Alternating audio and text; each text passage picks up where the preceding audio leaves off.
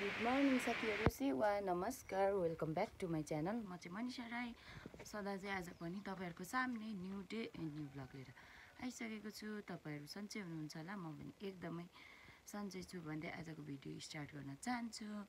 अनि मेरो छोरी बोकेर म चाहिँ बिहान आया नगर न सुँगुर चारो लाउनु जानु लागेको साथीहरू। मुख पनि धोएको छैन उठेर, नतान न कपाल छानो। मेरो सुँगुर चारो चाहिँ यहाँ छ, म चाहिँ यहाँ छु। यति चारो त साथीहरू कति लाग्छ सुँगुरलाई कि। अनि हिजो दिउँसो पकाएको चारो दिउँसो बेलुका, अहिले बिहानलाई अब फेरि आज पकाउनु पर्छ चारो। अनि एक दिन पनि हुँदैन, गाह्रो छ। सुँगुर ठुलो हुनुको बेफाइदा यति नै हो। अनि चारो पकाएको गर्नुपर्छ। सानो नपल्ट है, लड्छ है, ढुङ्गा हुन्छ है। म चाहिँ चारो लाउनु जाँदैछु। हाम्रो चाहिँ सुँगुर खोर अलिक टाढो छ साथीहरू, सो मरि जानुपर्ने हुन्छ। सुँगुरहरू मलाई दर्शन गर्दैछ यहाँनिर। सर र म्यामलाई चाहिँ यहाँ चारो मस्तले खाँदै हुनुहुन्छ। यहाँ सर र म्याम, यता म्याम यता सर। अब अर्को सर म्यामहरू हुनुहुन्छ, सरहरू मेरो प्रतीक्षामा इन्तजार गरेर बस्नु लाग्छ। यहाँ सरहरू रेस्पेक्ट गर्नु पऱ्यो नि होइन। उहाँहरूलाई अब दाना पानी खाजा पानी दिने बेला भएको छ। यहाँ घाँस छ, उहाँहरूलाई लगाइदिनु पर्ने हुन्छ।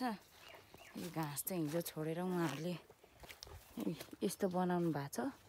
तपाईँहरू लास्टै खतम भेट्लास है। यसले त हान्छ के, यो गोरुले हान्छ हामीलाई। कति बेला आमा छोरीलाई उडाइदियो भने बर्बाद।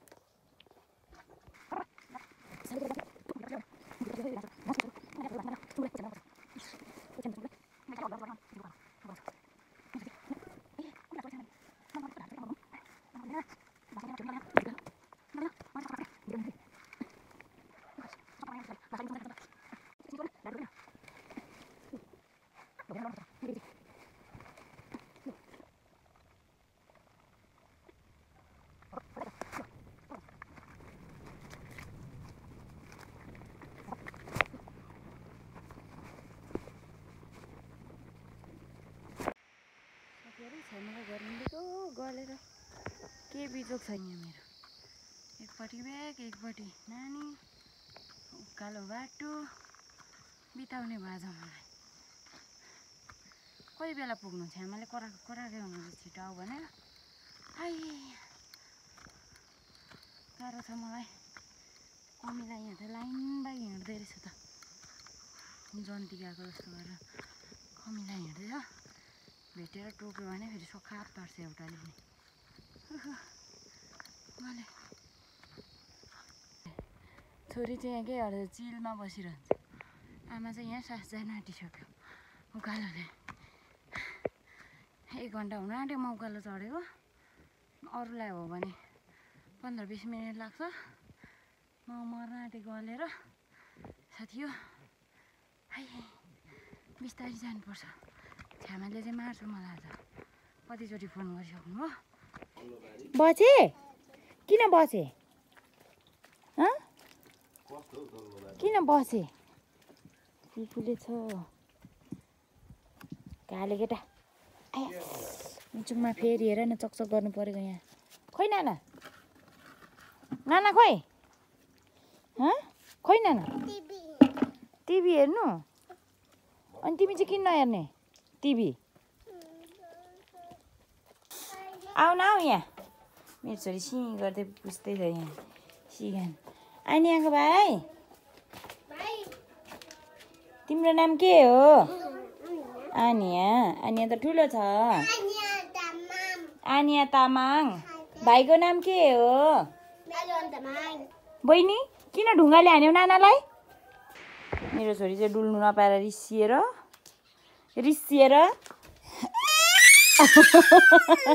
यता हेर, रिसिएको मान्छे यता हेर, हेर यहाँ रिसे यस्तो छ मेरो छोरीको। तामाकोमा फुलहरू कस्तो राम्रो रहेछ हौ साथी हो, फुलै फुल छ। फुल घर फर्केको अब मध्ये दिउँसो छ नानी पनि सुत्ने टाइम भयो अनि टाढो भएदेखि त बस्थ्यौँ पनि नजिक छ त्यही भएर हामी चाहिँ घर फर्केको घर गएर नानी सुताउनु पर्ने हुन्छ नानी चाहिँ यहाँ मस्तले नानीले त खानेकुरै नखाइरहेछ आज के अरे छ्यामाले चिप्स पनि दिनुभयो चिप्स खाँदै झरेको काँक्रा रोटी हात खाली नभएर उसको हाँस्दैछ त्यो मजा भइरहन्छ छोरीलाई त दादासँग खेल्नु पाइहाल्यो रमाइलो छ म चाहिँ गलेर भूत हुन्छु यहाँ उसलाई बोक्दा बोक्दा उसलाई त मजा छ ऊ चाहिँ घारी घारी कुद्दै के गरेको कुन मामा त्यो कच्चा टिप सो साथीहरू हामी चाहिँ घाँस काट्न आएको नानीलाई लिएर अनि नानीलाई लिएर टाढो जानु त सकिँदैन त्यही भएर यहाँ गोठको छेउमा घरको छेउमा यहाँ सानो घरमा पुरानो घरको छेउमा घाँस काट्न आएको यहाँ वरिपरि यतातिरको यो घाँसहरू फाँड्छु म यति काट्छु अनि गोरुलाई घाँस बनाउँछु घाँस छैन गोरुलाई गोरु भोकायो सो म चाहिँ छ्यामाकोबाट झरेर पनि एकछिन नानीसँग बसेँ एकैछिन सुतेँ अनि त्यही भएर अब चाहिँ घाँस काट्नु लागेको घाँस काटेर गोरुलाई लगाइदिनु पर्ने हुन्छ साथीहरू सो अरू काम त मेरो केही छैन घरमा अहिले घाँस काट्ने बस्तुलाई लगाइदिने सुँगुर चारो लगाइदिने सुँगुर चारो पकाउने सुँगुर चारो भर्खर लगाइदिइराखेर आएको अहिले चाहिँ दिउँसोको अनि बस्तुलाई घाँस चाहिँ छैन त्यही भएर काट्नुपर्ने हुन्छ साथीहरू सो हेर्दै गर्नु होला है त घाँस काट्न आएको मान्छेहरू यस्तो छ है कन्डिसन छोरी पुरा डोकोमा सुतिरहेको रहेछ फर्केर हेर्दा त आयो हँसाएर मार्छ हौ छोरीले पनि खोइ हौ मेरो कोच्या आइ पुरा सुतिरहन्छ त्यहाँनिर छोरी चाहिँ मस्त डोकोमा सुतिरहन्छ घाँस काट्न आएको मान्छे त डोकोमा मजा भएछ सुत्छ पो केटी त बिचरा कोही डोको देखेको भए पो के न जस्तो लागेछ त्यहाँ सुतिरहन्छ आइ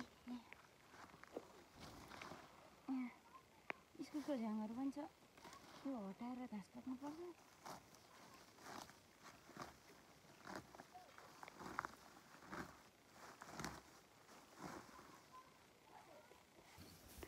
सो गाइस घाँस पनि काटेर रेडी गरेँ त्यो अलिकति राखेँ थोरै यो मेरो बुढा जन्मेको हुर्केको घर यही हो ले घर पनि भत्किन आँट्यो है स्याहार सम्भार नपुगेर अनि नयाँ पाएपछि पुरानो भुल्ने त हाम्रो चलनै रहेछ है मैले त यही घरलाई देखेर पनि घरिघरि सम्झना आउँछ के यही हो बेजतन भइरहन्छ अहिले त चुहिनु थालिरहेछ सबै अब हामी चाहिँ एकछिन बुढासँग बोल्नुलाई नेटमा जाने हो वाइफाई चलाउनुलाई गाह्रो छ हो गाउँघरको बसाइ हजुर काम गर्नुपर्छ भनेको बेलामा नेटवर्क टिप्दैन डाँडा डाँडा कुद्नुपर्छ तपाईँहरूकोतिर कस्तो छ हजुर हाम्रोतिर चाहिँ यस्तै छ है छोरी र म नेट चलाउनु हिँडेको अब हामी जाने हो नेट चलाउनु हिजो पनि नेट चलाउनु गएको राति आएको थियौँ आज के हुन्छ अब कति बेला आइपुगिन्छ हेरौँ हाम्रो मिमीको चौतारा पनि सबै सफा गर्ने बेला भएछ नभ्याएर गर्नुलाई एक दिनमा टिलिक्क सफा गर्छु आए यहाँ के गर्नु हजुर गाह्रो छ यो चाहिँ हाम्रो संस्था घर हो उर्वरक कृषक समूहको संस्था घर यहाँ हाम्रो घर छ अनि पर हाम्रो घर देखिरहेको छ अहिलेको घर चाहिँ त्यही हो आमा पनि आउनु भएको छैन भाइ पनि छैन घरमा सो कोही पनि नभएको बेलामा चाहिँ घाँस काट्दा काट्दा भइरहन्छ हाम्रो म र छोरीको धन्न मेरो छोरी चाहिँ क्या नि भएर बस्यो र आज सजिलो भयो नत्र भनेदेखिको मेरो तेल काटिन्थ्यो साथीहरू तेल एउटा सानो यस्तो झारको फुल देखेर नि यो घन्टै अलमली होला हौ फुललाई पिरिक्कै पार्दो रहेछ फुटाउँदो रहेछ अनि फेरि अर्को फुल भेट्छ फेरि अर्को गर्दै हामी चाहिँ नेट चलाएर फर्किँदैछौँ मेरो छोरी आमा घरमा अघि आएर बसिरहनुहुन्छ अरे कहाँ गयो भन्दै हुनुहुन्थ्यो हामी चाहिँ घर जाँदैछौँ बाटो पुरै अँध्यारो छ पुरै अँध्यारो छ अहिले फर्केको हामी चाहिँ अघि गएको नेट चलाउन के गर्नु गाह्रो छ हो साथी हो